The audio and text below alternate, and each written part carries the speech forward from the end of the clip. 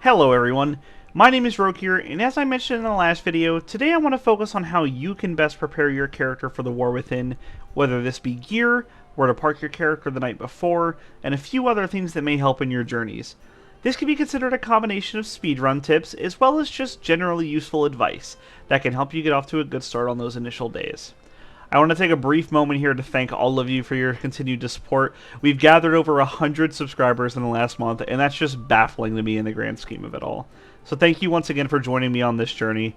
And without further ado, sit back, grab a stack, and maybe jot some notes down as we dive into how you can prepare yourself and your characters for the War Within. So first off, we're going to talk about alts. With the introductions of Warbands in the War Within, alts are going to be more relevant than ever, with most endgame features being seamlessly accessible between characters. But first off, you're going to need to level those alts. Currently in the pre-patch, there are two prominent ways to do this, with both being rather fast, with only needing 1 to 3 hours to fully level a fresh character. The first method we're going to talk about is, of course, the pre-patch Radiant Echoes event. This is the dominant method currently, as after the changes, you're able to level at lightning speed due to the constantly cycling events. And if you have some leftover characters in that 50 to 60 range, you can easily finish them in about an hour if you're consistently moving. Leveling a character fresh with this method would probably take you closer to 3 to 4 hours, but it's still a fast way to level if you don't want to dive into MoP Remix with so little time on the event remaining. The second, and by far more popular method of leveling currently, is arguably the best the game has ever seen, and that's the MoP Remix Mailbox method. For those who are unaware, there is a way to level a character from 10 all the way to 70 in just 1 to 2 hours using a special mailbox trick with the bonus experience you obtain from raids and dungeons. To quickly run through the method, here's the trick. First off, this method only works if you have the Infinite Power 11 achievement, as this gives your alts a cloak with 100% bonus XP obtained at the start.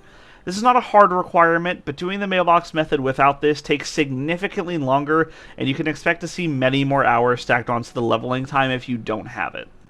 Once you've cleared this prerequisite though, make your character, then immediately skip the tutorial and turn in the first quest that unlocks the Dungeon Finder. Then, you're going to turn off the in-game auto-loot and download an add-on called Auto-Looter. This is not required, but makes life a bit easier. Then, you're going to enter these 4 item IDs into the add-on under the Blacklist section. What this does is it prevents you from looting any bonus experience items that you may come across while leveling, hence having them be sent to the mailbox. Then, you're going to immediately begin queuing for heroic dungeons.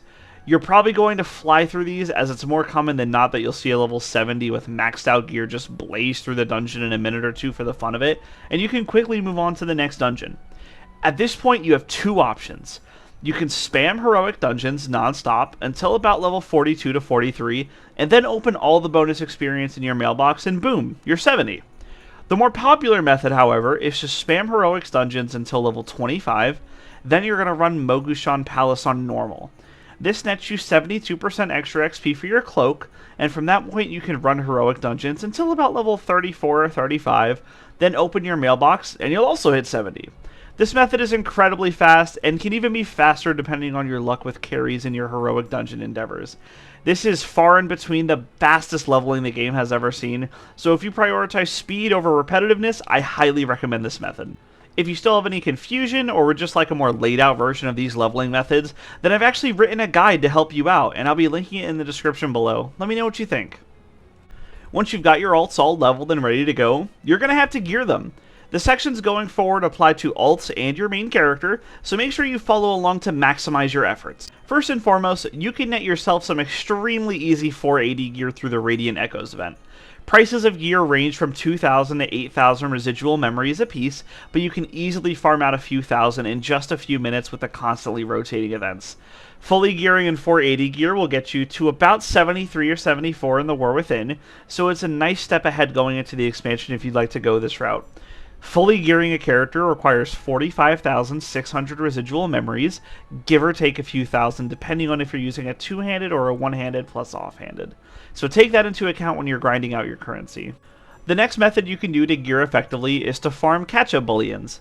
Bullions are a currency that was added in Season 4 of Dragonflight to give characters a quick and easy way to get max level gear with little effort.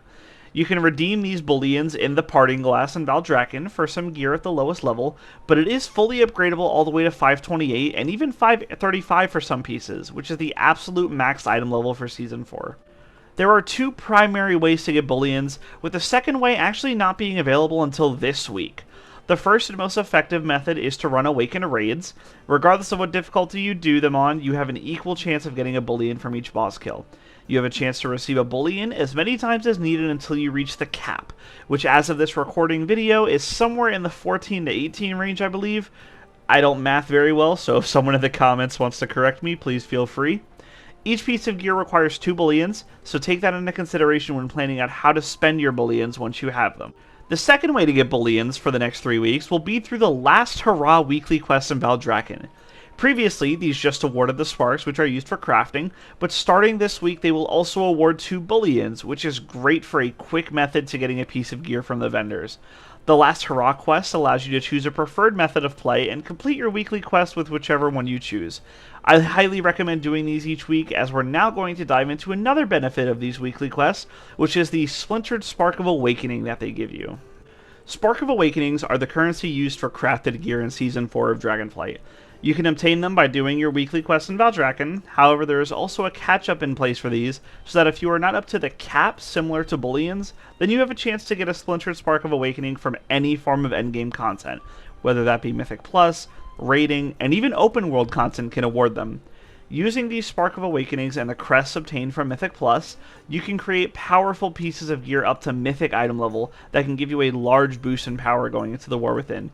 And you don't even have to make the gear yourself, as usually you can post their requests on the crafting orders table, and with a reasonable tip, you can get your gear made for you in little to no time.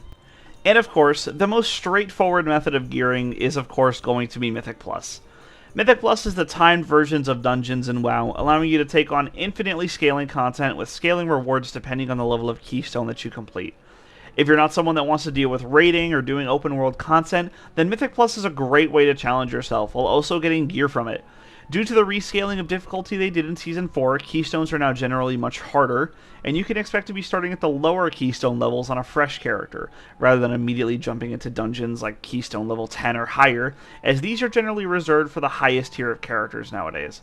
With 3 weeks to go, there's only 3 Great Vaults remaining, so I highly recommend getting in there and starting the grind if this is your preferred gearing method. Now that gearing is out of the way, I'd like to take a moment to talk about Warbands.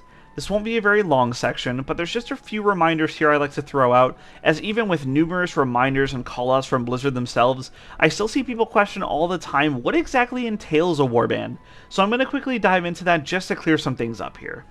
First off, a warband is all the characters on your World of Warcraft account. That's right, not just the 4 striking characters you see at the campfire, it entails your entire account, and they can all seamlessly work with each other regardless of what faction or realm they're on. Another thing to keep in mind as we move into the War Within is that starting now, all renown is going to be warband shared. This also includes Dragonflight, and Blizzard have also already announced that they plan to work backwards, and eventually have all reputation be shared across your entire account. What this means is that if you cap out your War Within renowns on one character, then your entire account will have access to those rewards without having to refarm the reputation. A final little snippet that I'm going to add here is a tip that can possibly help you with launch day clutter, as that's going to be where to park your character the night before the expansion launches. If you've done the pre-expansion questline Visions of Azeroth, then you'll have probably noticed that after you turned in that last quest when Magni took a dirt nap, Khadgar kind of just left you hanging. No follow-up quest or anything.